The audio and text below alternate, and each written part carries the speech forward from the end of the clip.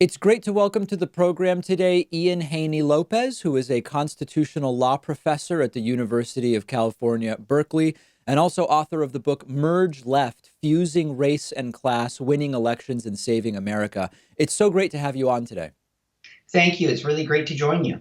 So the angle I'm very interested in is that of really thinking about how to win, because one of the areas where I've been a bit disaffected lately with my own movement, the progressive movement in which I consider myself a member, is that sometimes I think we may miss the forest for the trees when it comes to how to win. And you talk very interestingly about the right and wrong way to deal with race in politics. And sometimes the arguments that are made are, I feel, overly simplistic, like identity politics is bad or good versus actually a discussion of what we mean by that and how something as important to identity as race should be discussed. So maybe to start, lay out the panorama as you see it of how some of these issues are being discussed in politics and how you would maybe want to see that changed.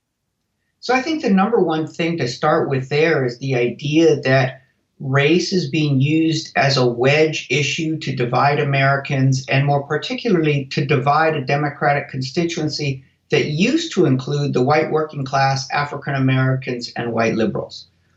Everybody understands that race is being used as a wedge issue, but the left today is badly divided in how to respond. The more centrist position, though this is a position that's also adopted by economic populists like Bernie Sanders, is to focus on winning over white voters and to understand or to believe that talking about race will alienate white voters, and so to adopt as a racial strategy the tactic of not talking about race at all. So on the sort of among centrist Democrats and among some radical economic populists, there's a tendency to go colorblind, to emphasize economic issues and to downplay the centrality of race. That's on one side. On the other side, especially among racial justice activists, you have a very strong sense that we need to talk about race. We need to talk about it both in terms of the systematic violence by government against communities of color, violence that's evident in mass incarceration and over-policing and mass deportation, ICE enforcement, but also in the consistent neglect of communities of color, that we need to address it. And we need to address as well, frontally and head-on, the use of race as a wedge issue in politics. That's the divide. Both camps are thinking about how to deal with race, and they're coming up with very different solutions. Ignore it and hope you can change the conversation, or attack it head on. So there's one, I'll call it a proposed solution that I read about frequently. And I want to see whether you think it really is sort of up to the challenge of dealing with this issue in a productive way, which is talk about race, but always make it a race class narrative. Like that's the prescription. That's how you do it. You talk about class, understanding that race is part of it. You meld them together. You don't alienate anybody. Does that shake? How would you analyze that idea? So that's the idea that I've sort of come to a number of years ago and worked on with unions, and then ultimately put together a research project, the Race Class Narrative Project, using communication specialists and pollsters. And here's the core idea, and I really want to make this point as sharply as I can. This is not a typical race plus class, we should do both type move. This is a paradigm change in how we think about the relationship between race and class. It's a paradigm change because what it's saying is race and class are not in the United States separate. They're completely dependent on each other. Or to put that more concretely, in the class war that the rich are winning, their number one weapon is racial division.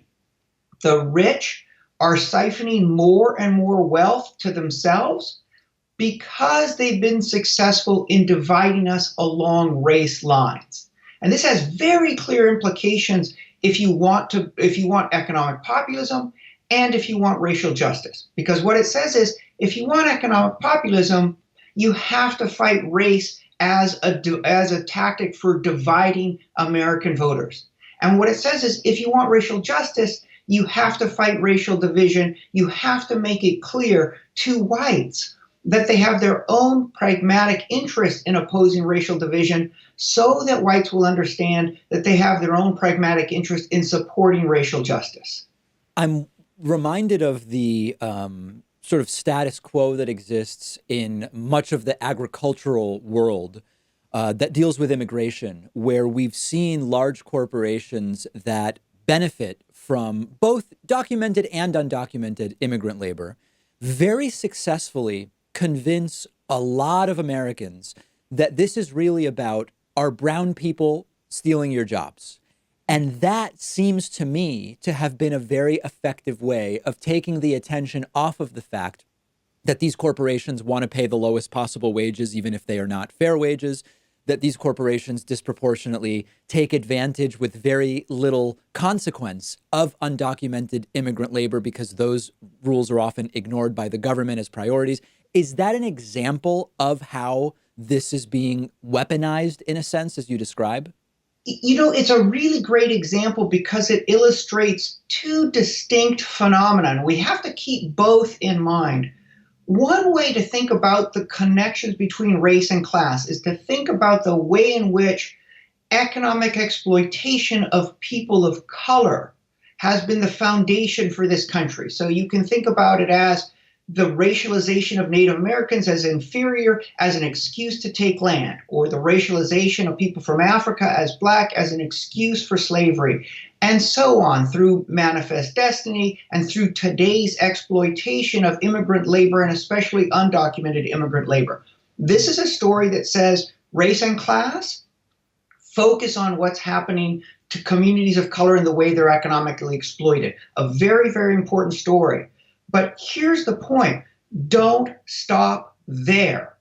Race and class are fused throughout the American economy and, as importantly, throughout the American government, which regulates the economy. And this is the other part of the story that you surfaced.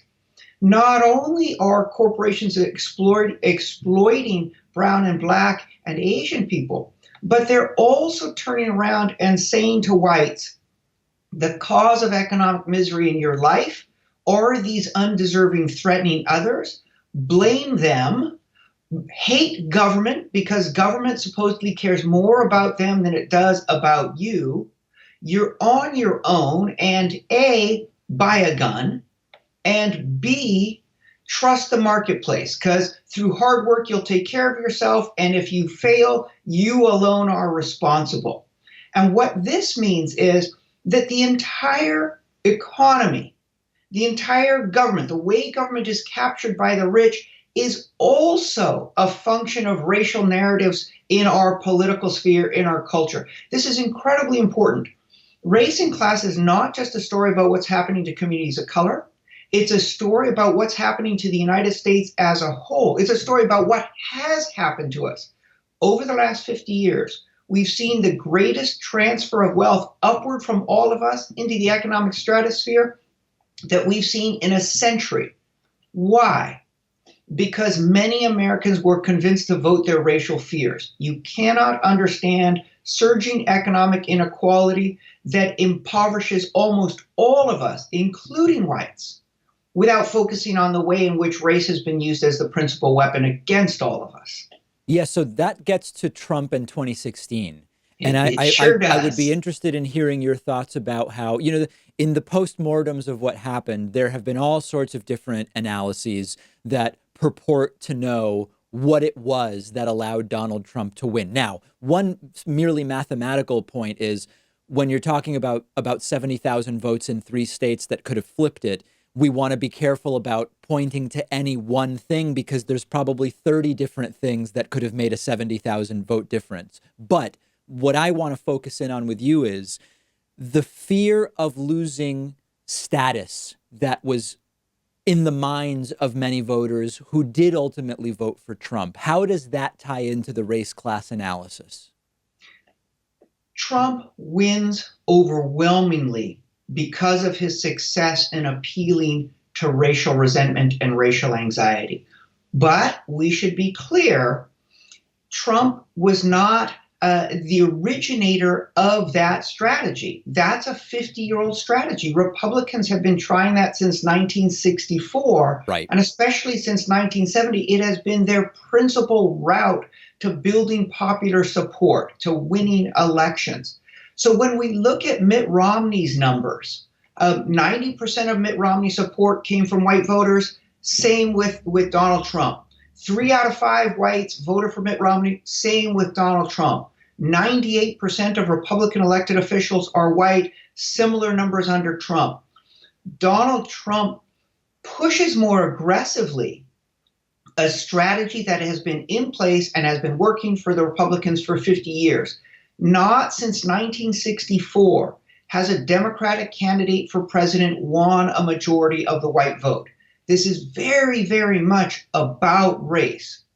But it's also important to pause and say, that doesn't mean this isn't about class. There's sort of this debate, is it race or is it class?